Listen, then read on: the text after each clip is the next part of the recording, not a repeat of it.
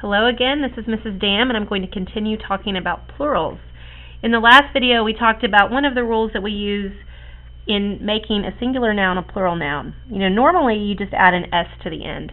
So here's a bell. So if I have one bell, I write bell.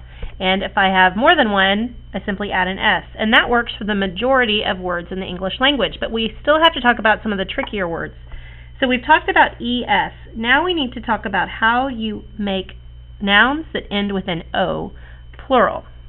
So I'm going to draw a little squiggly here because that's the normal, and now we're going to go to one of the exceptions. So nouns that end in an O. So patio. I sat on the patio. I sat on one patio. They were sitting on patios. To change that, you do simply add an S. I went to the rodeo. Rodeo is singular. They went to the rodeos. You add an S. Now what you'll see that's in common here is before the O in both nouns, there's a vowel. There's an I in patios and an E in rodeos. So, in general, if you have a vowel before the O, you simply add an S. A vowel before an O, add an S. Now sometimes you have a word like echo.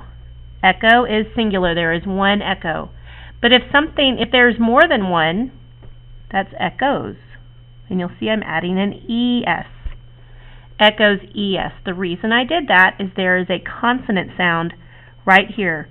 That CH before the O requires that I use ES. It's the same with a word like hero. One hero, two heroes. I add an ES because before the O is a consonant. Now, when this doesn't work is even trickier. You won't believe this. Look, you have a piano. N-O. And you might think to yourself, well, Mrs. Dam, you just told me if I have a consonant here before the O, then I would add an ES. But that's not right. The reason is it's a musical word. Musical words get only an S.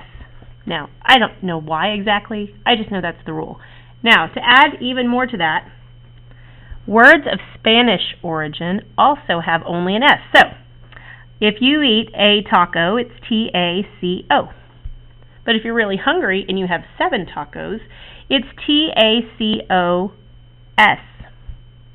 Now again, the normal rule is if you have a consonant before the O, you add ES. But because taco is a Spanish origin word, it's OS. It would be the same for burrito. And now Mrs. Dam is getting very hungry. So, Spanish origin words get only an S. Okay, so those are the tricky O, O, O, O endings. I'll review them one more time. If it's a vowel before the O, it only gets an S. If it's a consonant before the O, it gets an ES. And if it's a musical word or a word of Spanish origin, it gets just the S, no E. Thanks so much.